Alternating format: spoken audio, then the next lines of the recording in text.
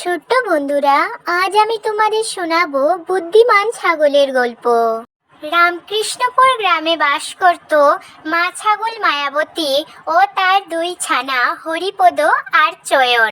হরিপদ আর চয়ন ছিল খুব ছোট, তাই মা ছাগল মায়াবতী সবসময় তাদেরকে নিয়ে দুশ্চিন্তায় থাকতো। মায়াবতীর আরো চিন্তার কারণ হলো পাশেই ছিল ঘন জঙ্গল। সেই জঙ্গলে অনেক হিংস্র পশু প্রাণী থাকতো, তাই ও ওর ছানাদের নিয়ে অনেক চিন্তা করত। ওর দুটি ছানার মধ্যে থেকে হরিপদ ছিল একটু বেশি চঞ্চল প্রকৃতির।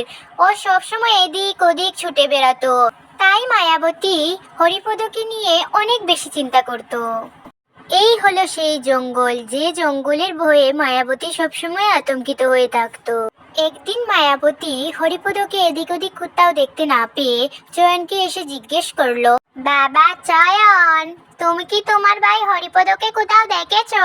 হ্যাঁ মা, আমি ওকে জঙ্গলের দিকে যেতে দেখেছি। আমি ওকে অনেকবার বারণ করা সত্ত্বেও ও চলে গেছে জঙ্গলের দিকে, আমার কোনো কথা শুনেনি।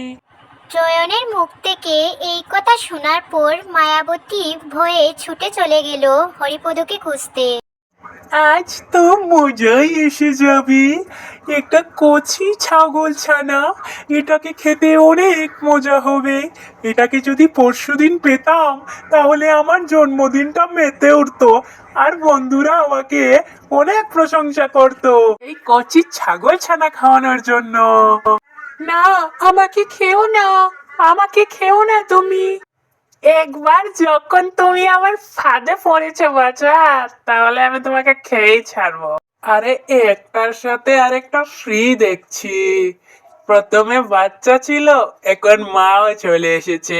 ভালোই হয়েছে, আমার এক সপ্তাহের খাবার হয়ে গেল। তুমি চাইলে আমাদের খেতেই পারো, কিন্তু তুমি এর আগে একটা কথা শুনে নাও। তোমার কি মনে হয়েছে আমি আমার ছানাকে এখানে এমনি এমনি রেখে গেছি? আমাকে বাঘমশাই বলেছেন আমার ছানাকে এখানে রেখে যেতে, পরে উনি এসে আমাদের খাবেন, তাই আমরা এখানে বসে আছি। তুমি চাইলে আমাদের খেতে পারো, কিন্তু যখন বাঘমশাই এসে দেখবেন আমরা এখানে নেই, তখন তোমাকে উনি খেয়ে নেবেন, সেটা জেনে রেখো। আপনি কি করে বুঝবেন যে আমি তোমাদের খেয়েছি? আরে বোকা শেয়াল, উনি একটা পাহারাদার রেখে গিয়েছেন। ওই দেখো, উনি একটা কাককে রেখে গেছেন আমাদের পাহারা দেওয়ার জন্য। ছাগলের মুখে এমন কথা শুনে শিয়াল মনে মনে ভাবলো, থাক, ওদের খেয়ে নিজের বিপদ বাড়িয়ে লাভ নেই, চলে যাই এখান থেকে। তারপর মায়াবতী তার ছেলে হরিপদকে নিয়ে সেখান থেকে ছুটে চলে গেল।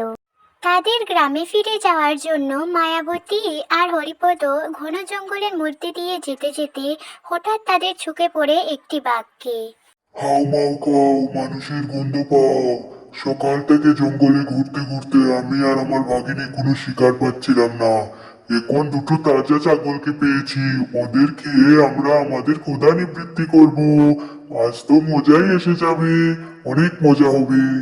বাঘের কথা শুনে বুদ্ধি করে মায়াবতী বাঘকে বলে উঠল, বাঘ মহারাজ, আপনি আমাদের ধরে নিয়ে যেতেই পারেন, কিন্তু আপনার ভাগিনী ভেবেছিল আপনাকে আমাদের ধরে নিয়ে উপহার দেবে।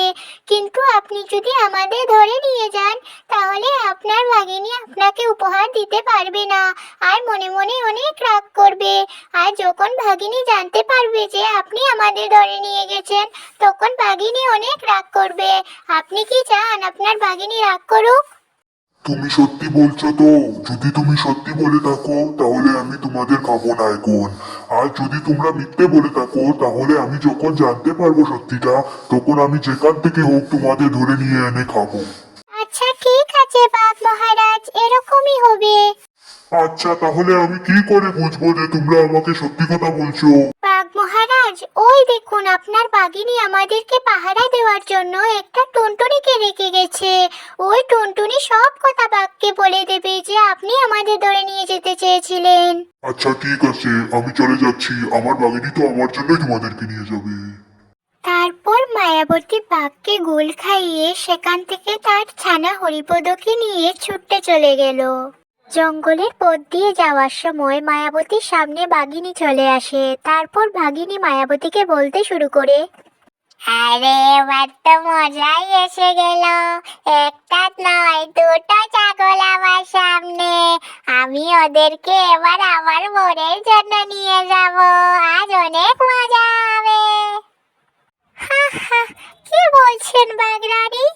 আমাদেরকে তো আপনার বরই আপনার জন্য নিয়ে যাওয়ার জন্য এখানে রেখে গেছে।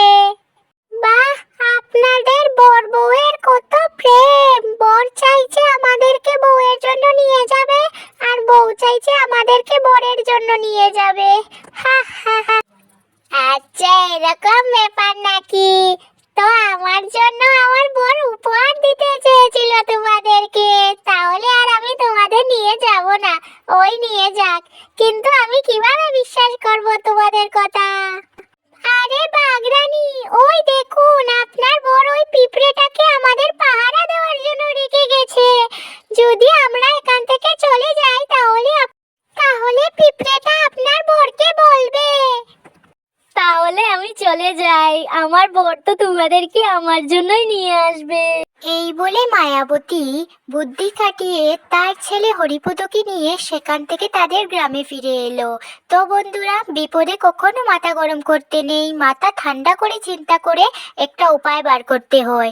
তো বন্ধুরা, এই ভিডিওটা যার যার ভালো লেগেছে ভিডিওটিকে লাইক করে চ্যানেলটিকে সাবস্ক্রাইব করে দেবেন।